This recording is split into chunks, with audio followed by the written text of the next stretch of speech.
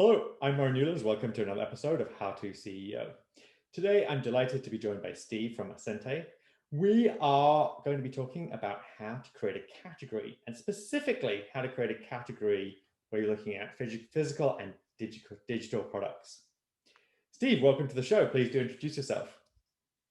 Hi, Murray. Thanks. Good to speak again. It's been all. So I'm Stephen Webster. I'm the founder, the CEO of asensei, which, as you said, we're a digital sport company. Maybe we'll get into this, but the founders of the company were repeat entrepreneurs. We're passionate sports coaches, and technology is how we pay the bills. So we were kind of uniquely placed between the three of us to kind of go after this problem. I'm based in the Bay Area. I keep saying I'm in the Bay Area, but I moved to wine country just late last year. So I'm up in wine country now in California. But as you can tell, I'm a transplant from Scotland. So just to explain to people who are new to you in the company, just talk a little bit about your technology and what problem you're solving. I'll start with the problem, because you certainly don't want to be a solution looking for a problem, right? So the problem I saw as a sports coach, like I've been like hugely excited from the days of the quantified self and Nike Plus about the possibilities of digitizing sport and how can you coach. And it's been really exciting to see the connected fitness category emerge. I think Nike created the category, Under Armour named the category, and Peloton got all the money and took all the oxygen out of the category. And connected fitness is not stopping yet. It's really exciting, but I think it illuminates a need, and that need is that we have millions of people doing millions of workouts on millions of screens, but they're watching these workouts, but nobody's watching them. So who's making sure that you're practicing safely or practicing correctly? There's no matching the pace of teaching with your rate of learning. So our strong view is that without coaching, without connected coaching, connected fitness is really still just a spectator sport. So the problem we had to solve was, how do you watch someone as they practice remotely? How do you make human movement legible, teachable, understandable to a machine, and then build a platform that emulates how a coach would coach? And so we really had to create three things. The first thing we've created is a technology that can be integrated in textile. So I would look like I'm just wearing ordinary Under Armour, and I'll give you videos for your show notes, but I look like I'm wearing an Under Armour base layer, but that base layer is infused with 10 sensors that are tracking my posture and movement in real time. Right. So we've taken Hollywood motion capture, but now we can put it in your Nike or your Under Armour or your Lululemon sports gear. The second thing we've developed is an expert system that allows coaches, not engineers, allows coaches to describe posture, movement, timing, teaching syllabuses. I used to coach karate, so I think about it like, I can watch you if you tell me, oh, I've done a bit of karate, I'll watch you for 5 minutes and I'll be like, you were a blue belt, or you're a white belt, or oh my goodness, you're like a second-degree black belt. Yeah. And asensei does that. She has the ability to kind of watch somebody practice a sport, understand where they are in the teaching syllabus, and then basically pick it up from there, start moving you through the teaching syllabus.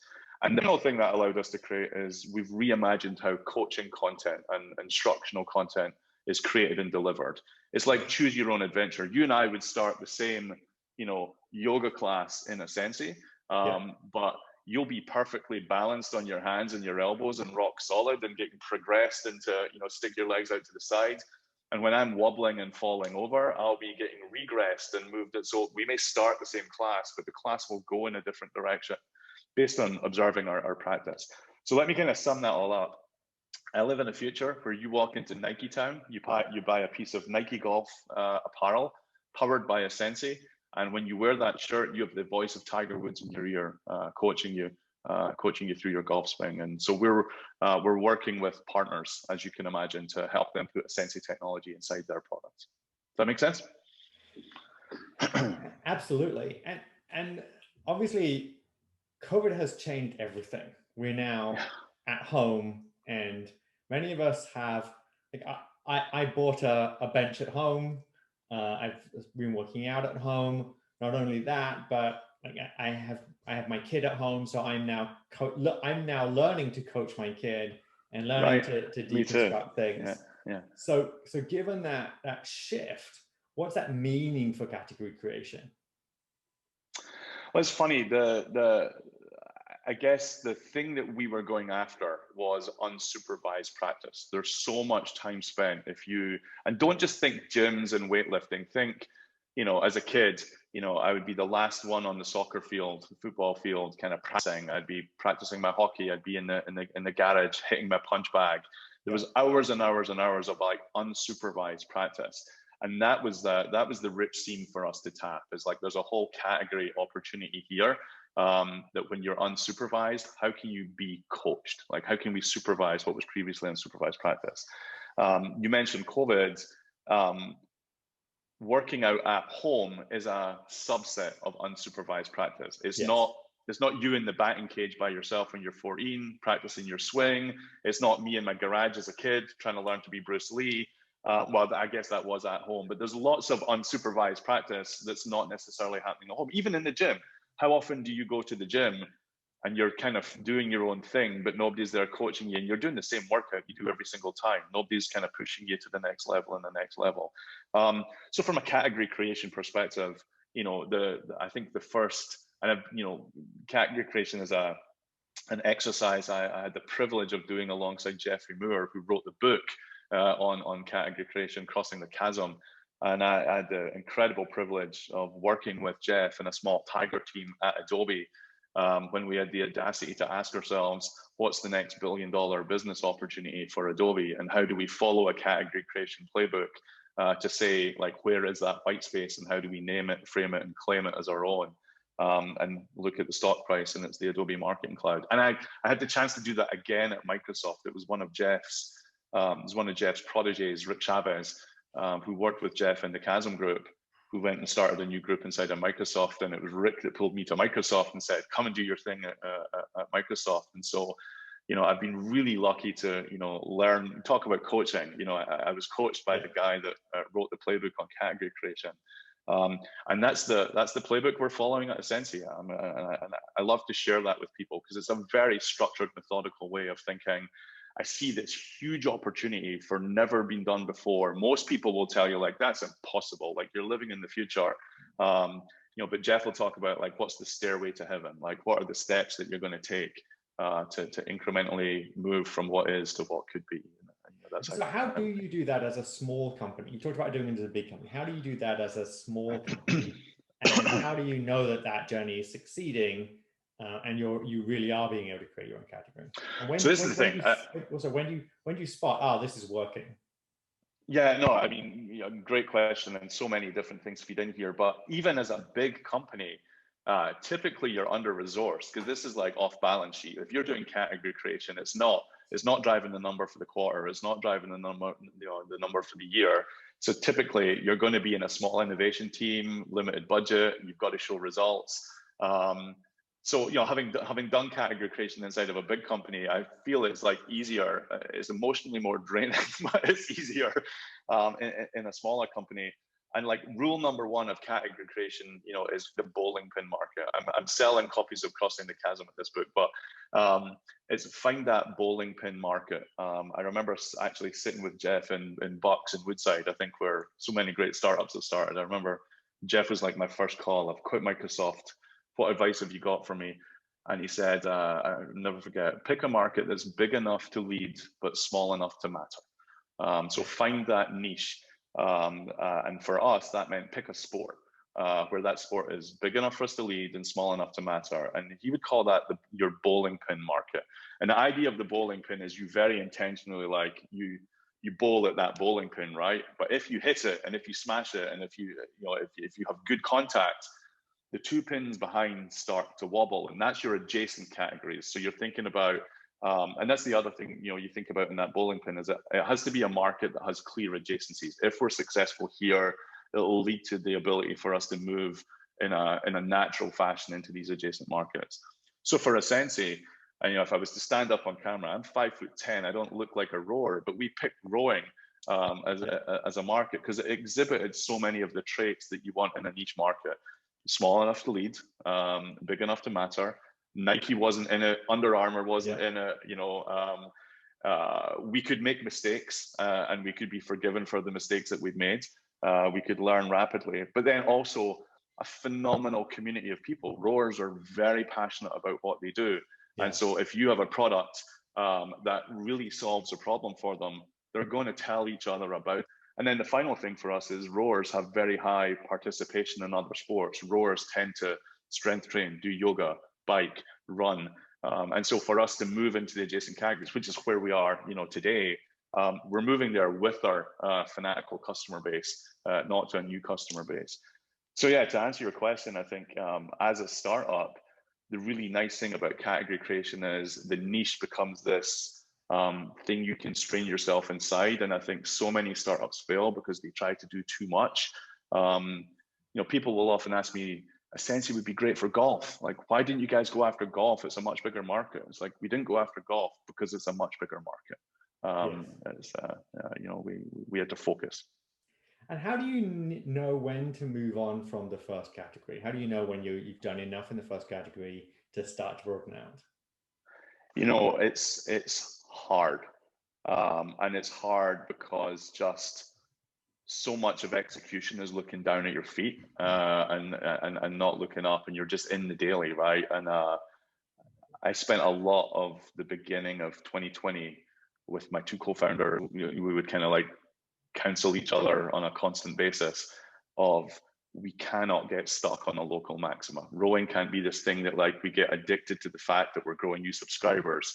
People are like 5-star reviews left, right, and center in the app store. Customers love our product, and that's good for the ego, and it's good for your vanity. But you have to be really intentional about like, we're doing this to get to the next category. So for us, I'm a big believer in the voice of the customer. Like, you don't tell people your product's good, you're told by customers that your product's good.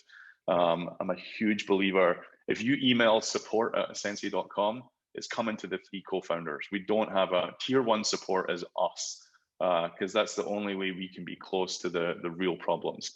We might pass things off to the engineering team to go and fix, but we kind of triage and directed. So for us, how did we know it was time to move on? It's like, have we learned enough? And there was, basically principles that we'd said in advance. Like, we know we're winning when, we've got net promoter scores where we're kind of 8 or 9 out of 10 likelihood to recommend. We really thought about CSAT, customer satisfaction metrics, yes, not how many features have we got. And so, customers were wildly enthusiastic about what we were doing. And here's what happens. And again, I'm channeling Jeff Moore here. He's like, you're winning when people start coming to you and saying, can you do this for X? So we picked one rowing machine, the Concept 2 rowing machine. We picked that one rowing machine and said, we're just going to work. It's hard because we'd love to work on all the rowing machines, but we're going to go all in on Concept 2. But then when every other rowing machine manufacturer starts picking up the phone and calling you and being like, hey, what would it take to get asensei on our rowing machine? When US rowing see what you've done for British rowing, and it's like, hey, I saw what you've done with British rowing. When you have Olympic athletes calling you and like, hey, I'm coaching now, I'm retired, I saw you're working with 4th Olympian Eric Murray, how can I be on the platform? Yeah. That's where we were like, okay, it's landing. And finally, every time I present at a conference now, somebody will pull me aside and be like, I work for such and such company, and could you do this with us in basketball? Could you do this with us in golf?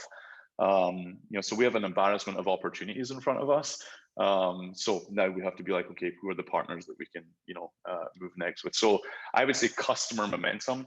Don't get hooked on your own metrics.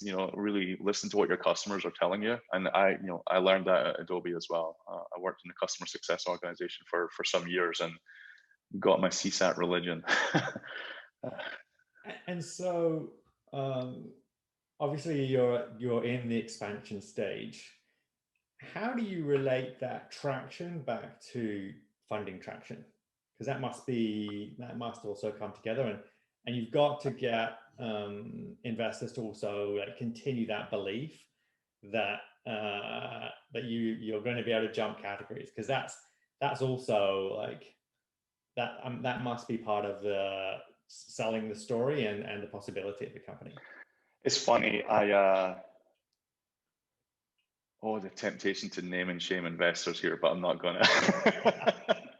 But you know who you are. In the early days, when I was first pitching asensei, I'm like, and we're going to be able to do golf and baseball and basketball and physical therapy and like worker safety. Like it's too big. You have to focus. Come back when you've got some focus. And then the same investor like invited us back in again. It's like, hey, we missed on Peloton and like we don't want to miss again. And like, would you come back in and speak to us? We want to hear what you're doing. It's like, yeah, well, great, because our last meeting, you want us to focus. So category creation, following the playbook, niche market, bowling pin, rowing. We've got concept 2, British rowing, Olympic athletes. Rowing's not a very big market. When are you going to do something after rowing? And what? So, devil in the deep blue sea, right? And so what I learned from that was like, okay, what you're actually telling me is you don't have any conviction of your own on the category, and I have to lay that conviction out for you. So I have to show you this is rowing and this is the size of the market. The adjacent markets to rowing are strength and conditioning training, mobility. And if you're doing strength and conditioning and mobility, you're essentially in yoga and physical therapy. These are the customers that have been asking us, could you do this for us in basketball? And they're one of the biggest basketball manufacturers in the world. This is, what leagues are asking us. And so I think it's about, and listen, everything, being a CEO, I think the greatest gift you can cultivate is storytelling. Like you have to be able to tell a good story, whether you're recruiting and you're trying to tell people like, come work for this company and the pay sucks and the equity is worth nothing, but it might be one day, your storytelling, whether it's raising money from investors, you got to tell them a good story. And, and I've talked about creating an ecosystem where, I want partners, I want, the biggest and the best apparel companies and equipment companies and gyms and boutique studios to put their trust in us. Starts with telling them a good story. So I think, with investors, it's just like lay out the vision, but then show that there's steps that you're going to, take together. And also there's nothing like track record. So, once you've, and every early stage CEO will tell you that this was something that helped them be successful is speak to investors a stage before. It's exhausting, but speak to them a stage before, so when you're seed level, be speaking to some of the Series A, Series B investors that you would like to invest. And I did that for 2 reasons. One is like, I want them to observe our execution for the 12, 18 months it'll take us to get there. But also I learn a lot in those conversations, like what conviction are they going to need to have to make it an easy yes in 18 months time. And so like my board metrics for the last 12 months have been like, what did Greylock say? What did, or whomever, those would be my board metrics. It's like, let's hit those numbers. And so who would you say is doing really great in this market, and who do you recommend? So I'm going to talk about the connected fitness market first, because like I said, Nike with Nike Plus, they invented the category. Under Armour came along and called it connected fitness, and they claimed the category, and they acquired a ton of, they acquired 2 or 3 companies, and adopted a user base. And they would be the first to tell you.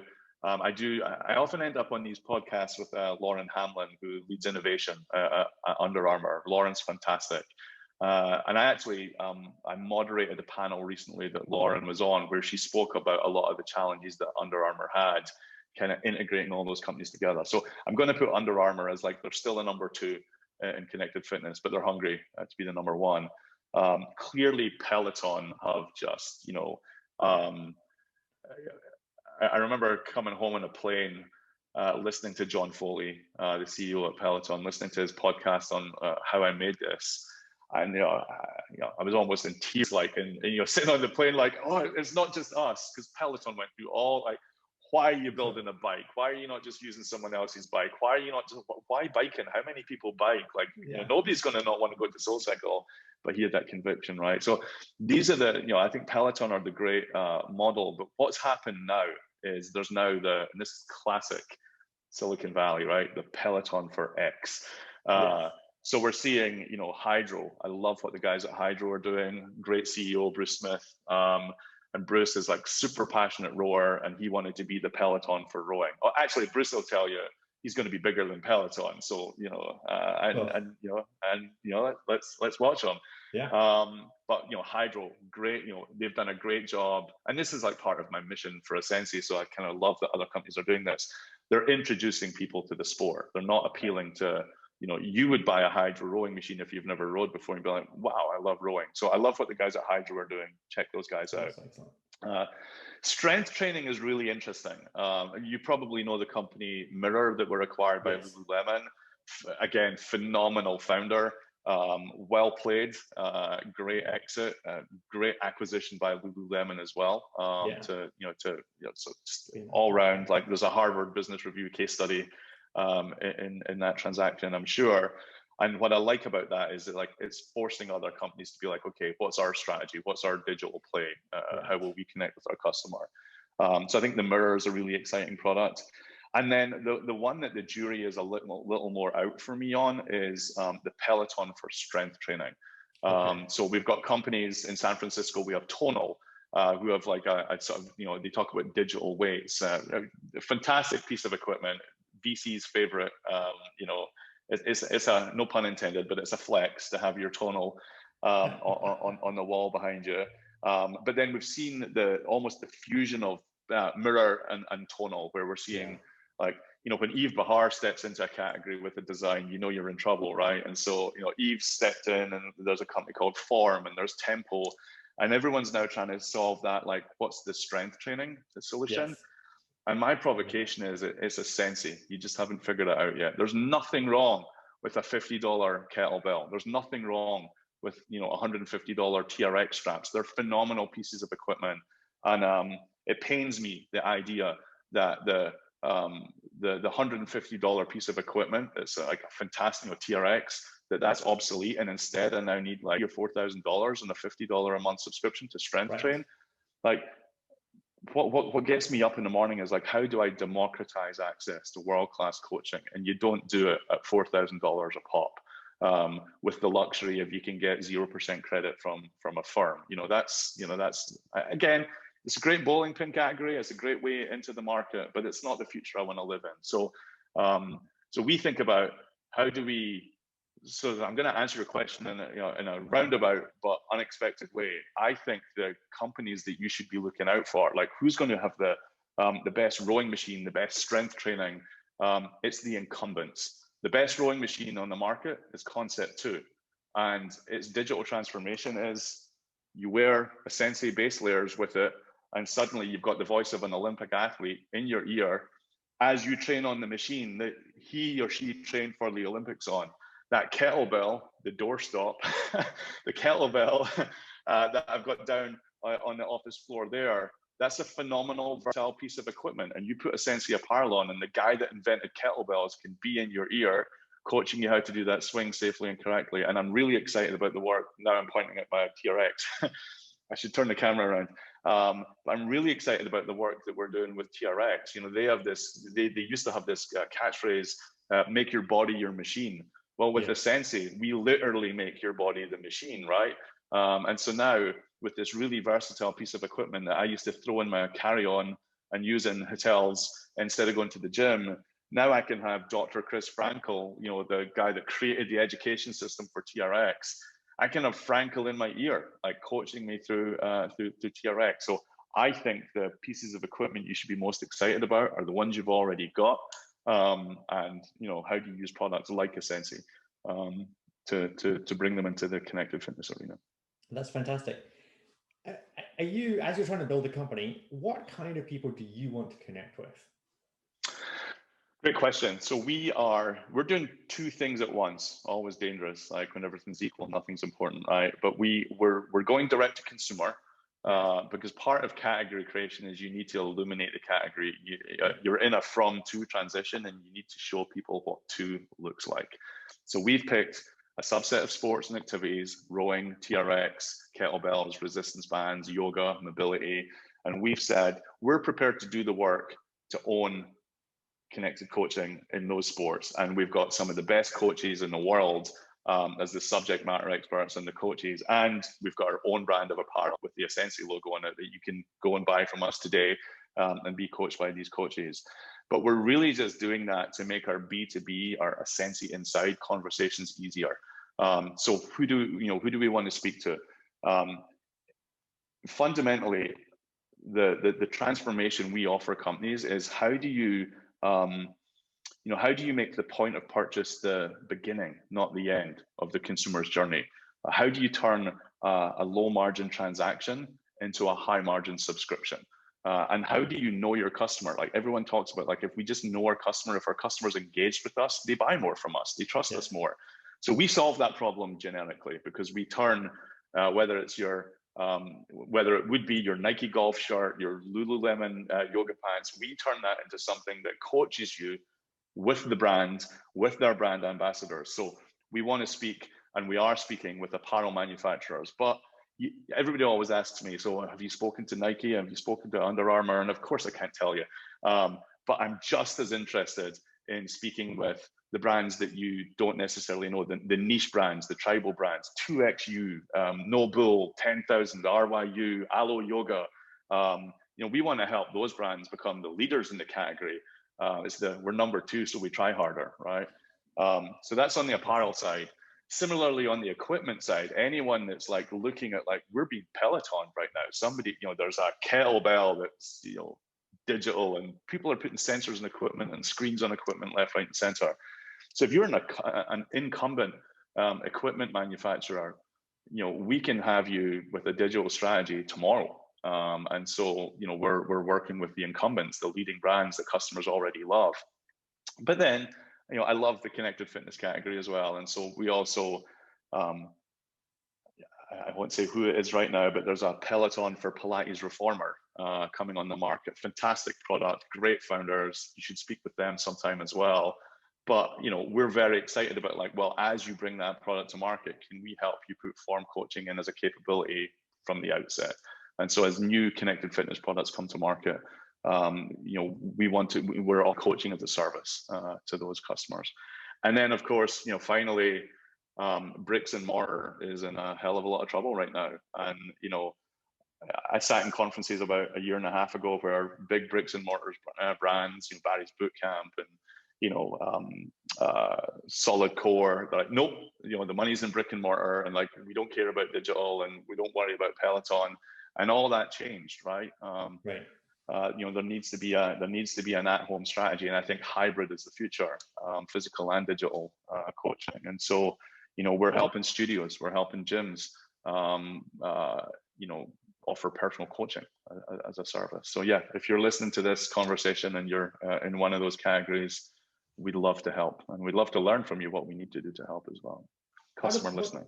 What's the best way for people to contact you? Screw it, Stephen.Webster@asensei.com. Excellent. No, you can't help me with our website design or with a promotional video or to help us on hiring. But if you're a partner, you just reach out to me directly. Excellent. Thank you so much for being on the show. Likewise. Good to see you again. I'm Murray Newlands. You've been listening to the How to CEO podcast. I'll see you next time.